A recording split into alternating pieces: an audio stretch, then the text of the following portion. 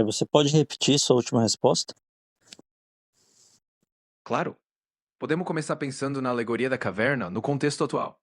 Em vez de sombras projetadas em uma parede, podemos pensar nas redes sociais, nas bolhas de informação ou até nas realidades virtuais. Que tal explorarmos como a busca pelo conhecimento e a libertação da caverna se aplicam ao mundo moderno? Seria uma boa ideia, hein? Fico feliz que tenha gostado da ideia. Então vamos mergulhar nessa releitura juntos. Podemos pensar em como as sombras de hoje podem ser as informações filtradas que recebemos e como sair dessa caverna significa buscar um entendimento mais profundo e crítico da realidade.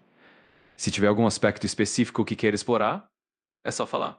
É, então você está me dizendo que as sombras da alegoria, né, do pessoal que está na caverna, seria hoje como se fossem as redes sociais?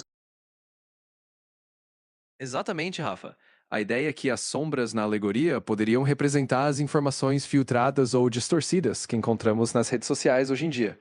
Assim como os prisioneiros viam apenas as sombras e acreditavam que eram a realidade, hoje muitas pessoas podem acabar vendo apenas uma parte da realidade através dos filtros das redes sociais. É uma maneira interessante de atualizar a metáfora de Platão, não acha? Sim, no caso, o que seria então eh, a metáfora de quando o prisioneiro sai e vê a luz? O que seria a luz? Boa pergunta, Rafa. Na nossa releitura, a luz poderia simbolizar o conhecimento mais amplo e a compreensão crítica da realidade, livre das distorções. Seria um momento em que a pessoa busca a verdade por si mesma, questionando as fontes de informação, ampliando seus horizontes e entendendo o mundo de uma forma mais clara e verdadeira. É como sair da caverna da desinformação e ver a luz do pensamento crítico e da verdade. Então, no caso, as redes sociais seriam desinformação, é isso? Exatamente, Rafa. Nessa releitura, as redes sociais poderiam representar um ambiente onde a desinformação ou uma visão parcial da realidade é projetada, assim como as sombras na caverna. Isso não significa que todas as redes sociais sejam negativas, mas sim que, sem uma abordagem crítica, podemos ficar presos em uma visão limitada da realidade. A luz seria a busca pelo pensamento crítico e a informação mais completa e verdadeira. Certo. Tu já ouviu falar no termo gatilhos? Sim, já ouvi falar no termo gatilhos. Normalmente, gatilhos se refere a estímulos que desencadeiam uma reação emocional ou psicológica em Isso, alguém. exatamente. E aí eu estava pensando se os gatilhos, tipo, quais seriam, na verdade, as raízes, assim, qual seria a natureza dos gatilhos? Essa é uma reflexão bem interessante, Rafa. Os gatilhos geralmente têm raízes nas experiências passadas de uma pessoa, especialmente aquelas que envolvem emoções fortes ou traumas. A natureza dos gatilhos está ligada à forma como o nosso cérebro associa certos estímulos a memórias ou sensações do passado, o que pode gerar reações intensas no presente. É um tema bem profundo, né? Sim. E então, os estímulos, esses estímulos passados, né, que desencadeiam, eh, sei lá, ações ou pensamentos ou sentimentos, eles são acessados através de estímulos, vamos dizer assim, atuais, né, que acontecem nesse momento, no agora. Exatamente, Rafa. Os estímulos atuais atuam como gatilhos que acessam essas memórias ou emoções passadas. É como se o cérebro reconhecesse um padrão familiar no presente e automaticamente ativasse as reações emocionais ou pensamentos ligados a experiências anteriores. É uma maneira do nosso sistema tentar proteger e lidar com situações que no passado foram marcantes. Certo, então a gente pode pensar que os gatilhos, esses atuais, né, esses que acontecem no aqui e no agora, eles acontecem através dos sentidos, né, porque de qual outra forma eles aconteceriam? Exatamente, Rafa. Os gatilhos geralmente são ativados através dos nossos sentidos. O que vemos, ouvimos, cheiramos, tocamos ou até saboreamos. Esses estímulos sensoriais podem trazer à tona memórias ou emoções guardadas, fazendo com que a gente reaja de uma certa maneira. É uma ligação direta entre o presente e o passado, através dos sentidos. Certo, existe algum alguma forma, você consegue imaginar alguma forma de gatilho que não seja através dos sentidos? Essa é uma pergunta bem interessante, Rafa. A maioria dos gatilhos realmente vem através dos sentidos, mas podemos imaginar gatilhos internos também, como pensamentos, lembranças ou até emoções que surgem de forma espontânea. Por exemplo, uma memória que surge do nada pode funcionar como um gatilho emocional, mesmo sem um estímulo sensorial direto. É fascinante como nossa mente pode funcionar, né? Pois é, mas eu não consigo realizar a ideia de uma memória vindo do nada, assim, sem um gatilho que esteja acontecendo nesse momento, sabe, no agora. Tu poderia me explicar melhor sobre isso? Com certeza, Rafa.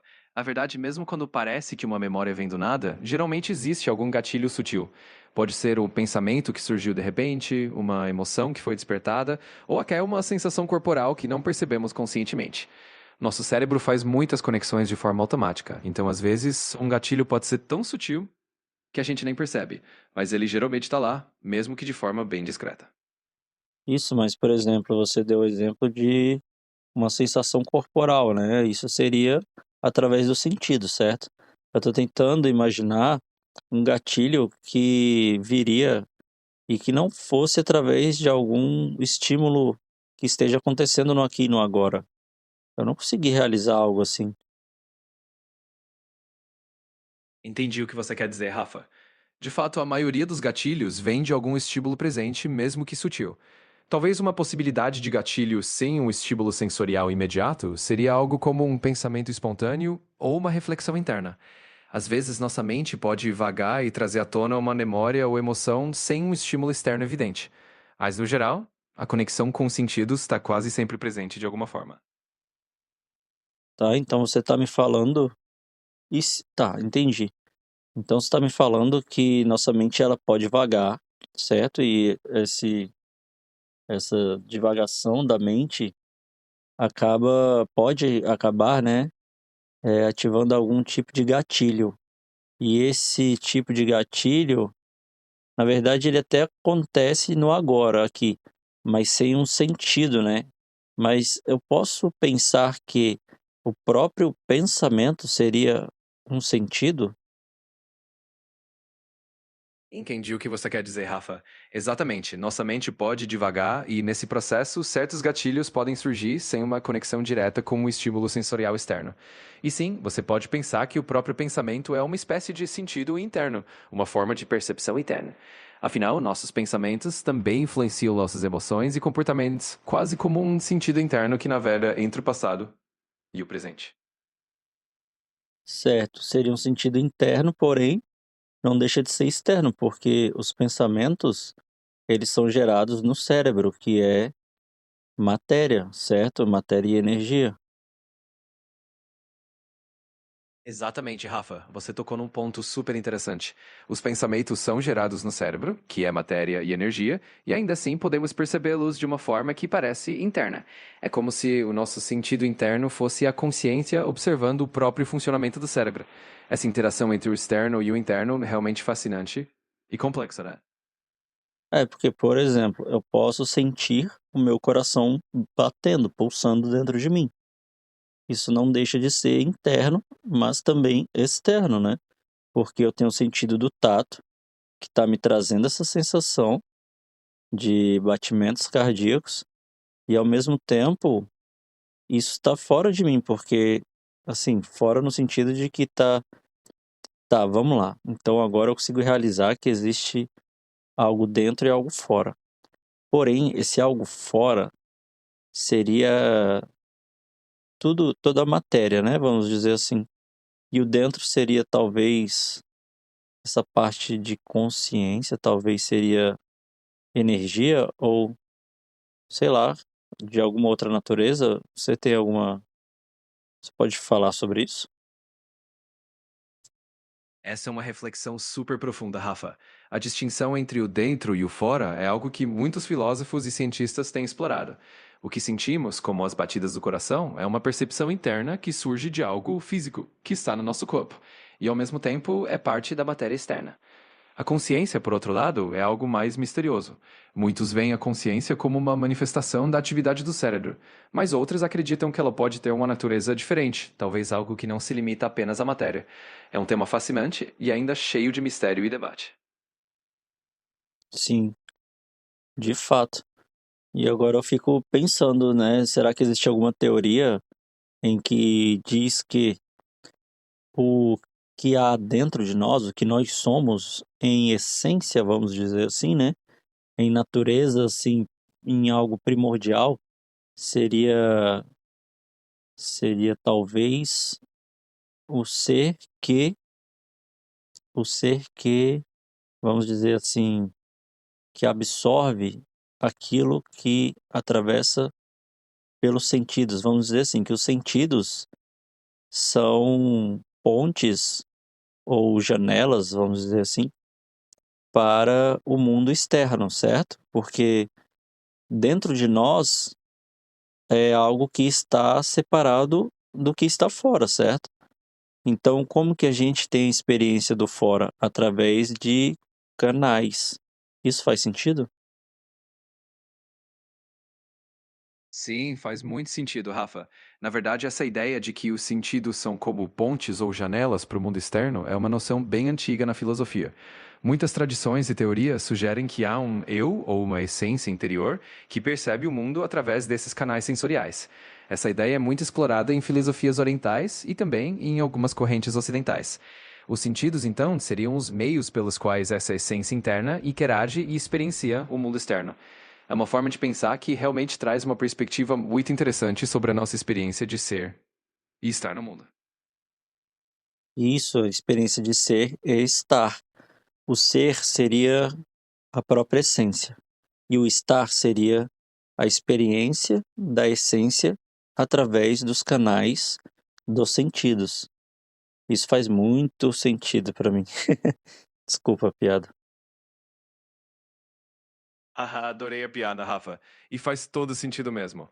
Essa distinção entre ser como a essência e estar como a experiência através dos sentidos é uma maneira bem bacana de enxergar a nossa vivência.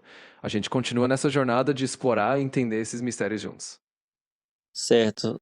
Nesse caso, quais seriam os sentidos? Os sentidos clássicos são geralmente cinco: a visão, a audição, o tato, o olfato e o paladar. Eles são as nossas principais janelas para o mundo exterior. Mas também há outros sentidos menos óbvios, como o equilíbrio, nosso senso de orientação espacial, e a propriocepção, a percepção do próprio corpo no espaço. Todos esses sentidos juntos formam as pontes que conectam o nosso ser ao mundo ao nosso redor. Tá, me fala um pouco mais sobre esse sentido de eh, sensação espacial, como que é isso? Esse sentido, conhecido como senso de equilíbrio ou propriocepção, é o que nos permite saber onde nosso corpo está no espaço e manter o equilíbrio. Ele envolve sensores nos músculos, articulações e o ouvido interno, que enviam informações ao cérebro sobre a posição e o movimento do corpo. É essencial para atividades como andar, correr e até mesmo ficar em pé sem cair. É um sentido incrível que funciona de forma quase automática. Digamos assim, é um sentido que ele capta informações da própria, sei lá, da própria gravidade. Sim, exatamente. Nesse sentido que percebe a gravidade e o equilíbrio do nosso corpo, é conhecido como o sistema vestibular. Ele fica no ouvido interno e ajuda a gente a manter o equilíbrio e a orientação espacial. É realmente incrível como o nosso corpo tem esses sensores naturais para nos conectar ao mundo. Quais são os outros sensores, além dos desse que a gente conversou agora, e dos cinco, dos cinco sensores mais básicos? Além dos cinco sentidos básicos e do sistema vestibular que mencionamos, temos a propriocepção, que é o sentido que nos permite saber a posição e o movimento do nosso corpo mesmo sem olhar. Outro sentido é a nocicepção, que é a capacidade de sentir dor, e ainda temos a termocepção, que nos permite sentir temperatura. Todos esses sensores trabalham juntos para nos dar uma experiência completa do mundo ao nosso redor. Tá, então o primeiro que você falou, eu não consegui pegar ainda a palavra, mas o primeiro que você falou, ele está relacionado a, por exemplo, digamos que eu feche os olhos ainda assim eu consigo saber se meu braço está esticado ou não, né? Esse sentido estaria relacionado a sensores musculares? Sim, exatamente. Esse sentido é chamado de propriocepção e ele realmente está relacionado aos sensores musculares e articulares. Esses sensores enviam informações ao cérebro sobre a posição e o movimento de cada parte do corpo, permitindo que a gente saiba, mesmo de olhos fechados, se o braço está esticado ou dobrado. É uma habilidade incrível do nosso corpo. Tá, é propriocepção, certo? E outra coisa, isso não seria, sei lá, uma parte do tato? Ótima pergunta, Rafa. A propriocepção é realmente relacionada ao tato, mas é considerado um sentido distinto. Enquanto o tato envolve a percepção de estímulos externos na pele, a propriocepção lida com a percepção interna da posição e do movimento do corpo. São sentidos complementares, mas cada um tem sua função específica. Entendi. O tato está relacionado somente à, sei lá, pressão na pele ou está relacionado também à temperatura? Exatamente, Rafa. O tato não se limita apenas à pressão na pele. Ele também inclui a percepção de temperatura, além de texturas, vibrações e até dor. Então, o tato é um sentido bem abrangente que nos permite perceber uma variedade de estímulos ao nosso redor. Certo. A dor então não seria algo, seria, a dor estaria inclusa, vamos dizer assim, nesse pacote do tato. Exatamente, Rafa. A dor é uma parte do pacote do tato, mas ela tem seu próprio sentido específico chamado nocicepção. A nocicepção é a percepção de estímulos que podem causar dano ou desconforto, e ela trabalha junto com o tato para nos proteger e alertar sobre possíveis perigos. É realmente fascinante como esses sentidos se complementam. Certo, você tinha me falado 3 que eram propriocepção, nociocepção, se eu não me engano, e qual que era o outro? O outro que mencionei foi a termocepção, que é a percepção de temperatura. Com a termocepção, conseguimos sentir se algo está quente ou frio, o que nos ajuda a reagir ao ambiente ao nosso redor. Tá, É mais um entendi. sentido. Então esses 3 estão ligados a, tipo, a gente resume como se fosse ao tato, né. Porém, essa outra que está relacionada à gravidade, né, tipo, a gente saber se a gente está em pé ou deitado, assim, eh, não é tato, certo? Isso mesmo. A propriocepção, a nocicepção e a termocepção são frequentemente consideradas subcategorias do tato, porque estão relacionadas a sensações corporais. Já o sentido que nos informa sobre a gravidade e a posição do corpo no espaço, o sistema vestibular, é um sentido diferente que não se resume ao tato. Cada um desses sentidos tem sua função especial no nosso corpo. Entendi. Tá, e o pensamento? Como que ele poderia entrar como um sentido também? O pensamento é algo bem interessante nesse contexto. Embora ele não seja um sentido no mesmo sentido que os sentidos físicos, ele funciona como uma espécie de sentido interno. O pensamento nos permite processar e interpretar as informações recebidas pelos sentidos, além de criar novas ideias e conexões. Então, de certa forma, o pensamento é um sentido que nos conecta com o nosso mundo interno e nos ajuda a dar sentido ao que percebemos. Tá, mas do jeito que você me falou, eu tive a sensação de que o pensamento seria mais uma forma de processamento, certo? Exatamente, Rafa. Você pegou direitinho a ideia. O pensamento é realmente uma forma de processamento das informações que recebemos pelos sentidos e das nossas experiências internas. É como se o pensamento fosse a central de controle que interpreta e organiza tudo que sentimos e percebemos. É uma função essencial da nossa mente. Tá, e quando a gente usa o pensamento para poder pensar em coisas que, sei lá, em sentidos ou experiências passadas, eh, isso seria algum tipo de sentido ou seria só mais uma forma de processamento? Isso é uma ótima pergunta, Rafa. Quando usamos o pensamento para refletir sobre experiências passadas, estamos realmente engajando em uma forma de processamento mental. É uma espécie de sentido interno, no sentido de que estamos acessando memórias, emoções e experiências armazenadas dentro de nós. Mas, no final, é uma forma de processamento que nos ajuda a dar sentido às nossas vivências. Certo, tá. Então os gatilhos Eles sempre acontecem aqui e agora, porém, eles são ligações, digamos assim, de alguma coisa que já aconteceu antes. Tipo, é uma correlação entre algo que aconteceu agora com algo que aconteceu antes. Exatamente, Rafa. Você captou perfeitamente. Os gatilhos sempre acontecem no momento presente, mas eles funcionam como uma ponte que conecta algo que estamos vivenciando agora com experiências ou memórias do passado. É essa correlação que faz com que certos estímulos desencadeiem reações emocionais ou comportamentais. É bem interessante como isso funciona, né? Certo, então posso, de alguma forma, tentar controlar esses estímulos, esse desencadeamento, né, de ações através do controle daquilo que eu absorvo através dos meus sentidos. Por exemplo, eu posso simplesmente fechar o olho, né? Porque eu tenho controle sobre abrir ou fechar o meu olho facilmente a qualquer momento. Então, se por um acaso eu vou ter algum estímulo, eu tenho alguma sensação de que eu vou ter algum estímulo visual que vá desencadear sei lá, alguma ação que eu não queira, é, eu posso simplesmente fechar o olho, certo? Então, o que que eu estou tentando pensar aqui? Eu estou tentando pensar em formas de autoconhecimento e autocontrole, sabe?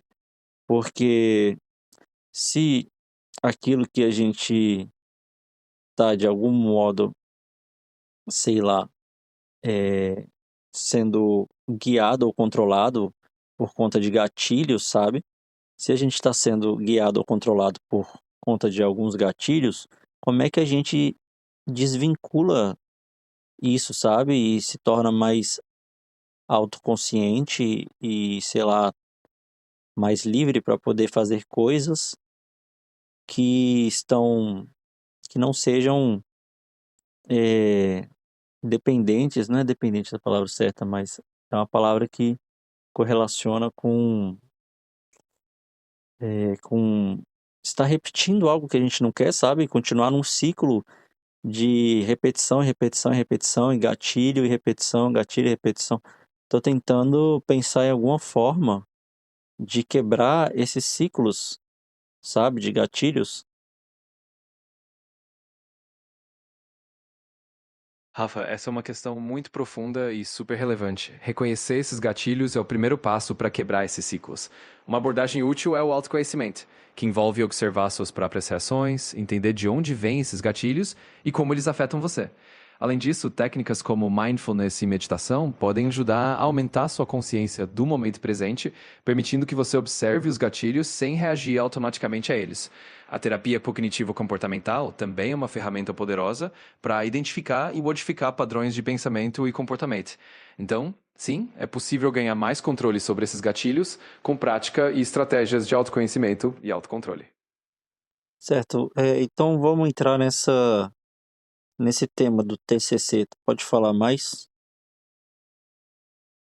Claro, Rafa. A terapia cognitivo-comportamental, TCC, é uma abordagem terapêutica focada em identificar e modificar padrões de pensamento e comportamento que possam estar causando sofrimento ou dificultando sua vida.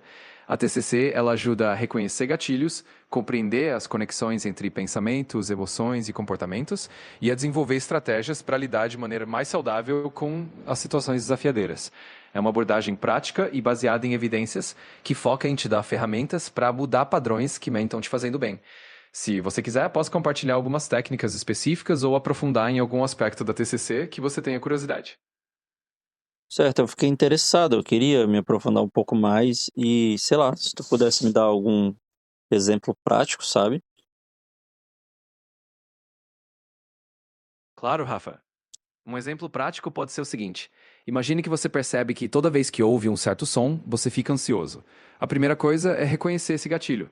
Depois, você pode tentar técnicas de respiração ou mindfulness no momento em que o gatilho acontece, para não reagir automaticamente.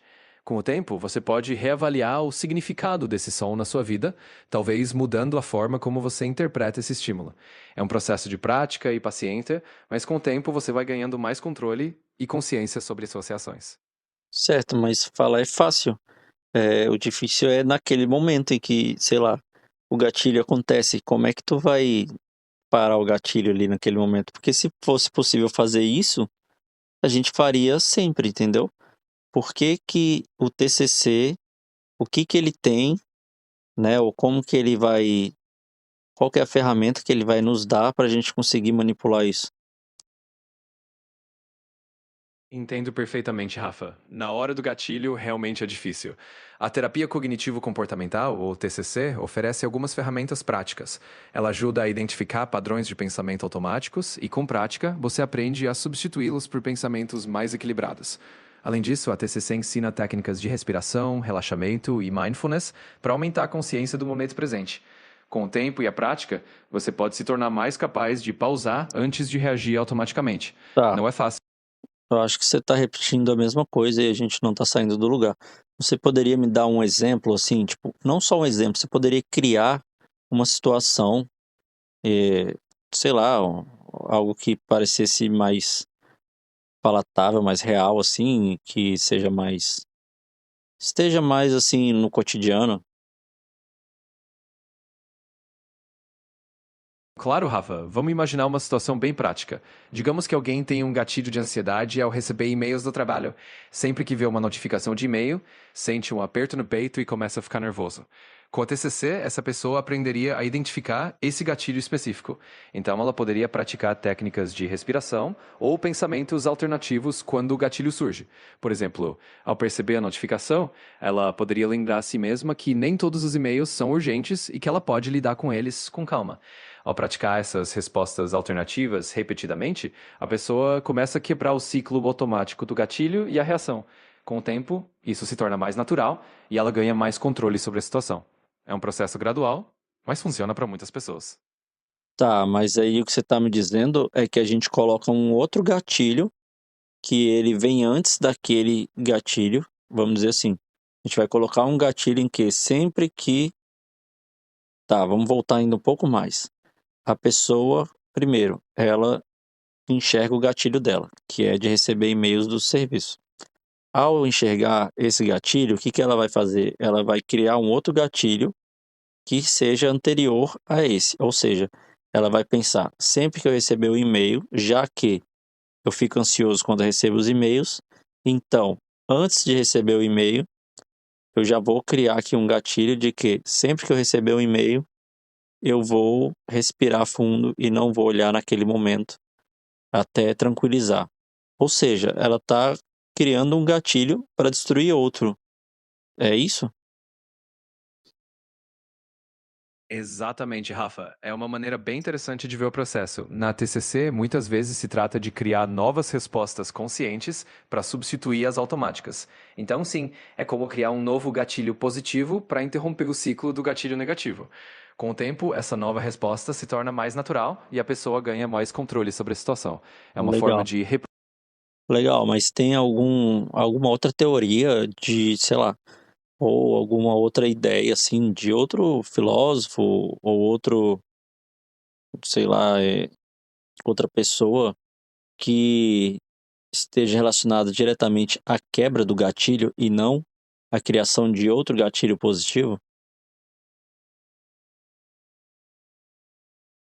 Com certeza, Rafa. Uma abordagem bem conhecida é a da atenção plena, mindfulness, que tem raízes em tradições budistas e foi adaptada por pesquisadores como John Kabat-Zinn.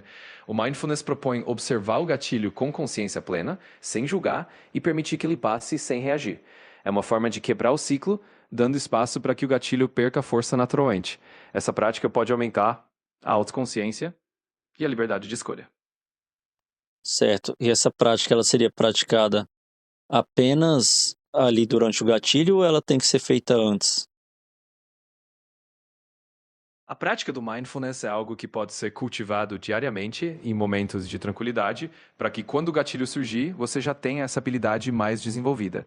Com a prática regular, fica mais fácil aplicar a atenção plena durante os momentos de gatilho, ajudando você a lidar com eles de uma forma mais consciente e equilibrada. Certo. Então, faça uma aplicação dessa técnica no exemplo que a gente deu dos e-mails. Claro, no exemplo dos e-mails, a prática de mindfulness começaria fora do momento do gatilho. A pessoa dedicaria alguns minutos por dia para observar sua respiração, seus pensamentos e sensações, sem julgamento, simplesmente tomando consciência do momento presente. Quando o gatilho surge, ao ver a notificação de um e-mail, a pessoa aplicaria a atenção plena naquele momento. Em vez de reagir imediatamente com ansiedade, ela faria uma pausa, respiraria fundo e observaria a sensação de ansiedade sem tentar eliminá-la, apenas aceitando-a.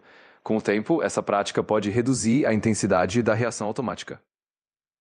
Entendi, seria como uma, sei lá, um tipo de programação no cérebro em que você começa a aplicar, tipo, atenção plena em momentos aleatórios e também, tipo, sei lá, tu vai aplicando tanto em momentos aleatórios que quando você precisa, você consegue de alguma forma usar isso também. Seria isso?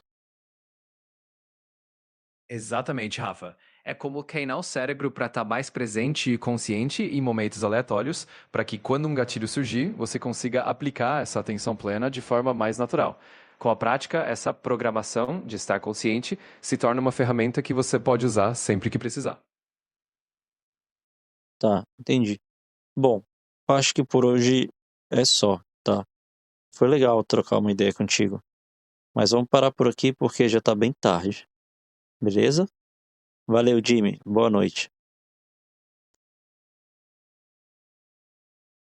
Combinado, Rafa. Fico feliz que você tenha gostado da conversa. Qualquer coisa é só chamar. Tenha uma ótima noite e até a próxima.